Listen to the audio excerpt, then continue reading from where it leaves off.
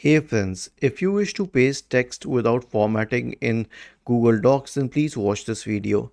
Now, if I was to add formatting to this, let's say I made it bold, okay, and I wanted to copy it to Google Doc, all I would do is press Ctrl plus V, but it adds formatting. Now, if I wish to add it without formatting, right click in the open space and select paste without formatting, okay,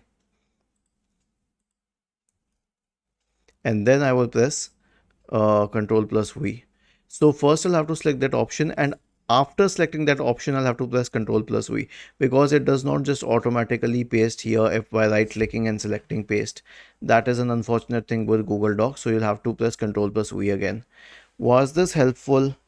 If yes, then please subscribe to the channel, and if not, then let us know in the comment section of the video on how we could help you further. Thank you for watching this video and have a nice day.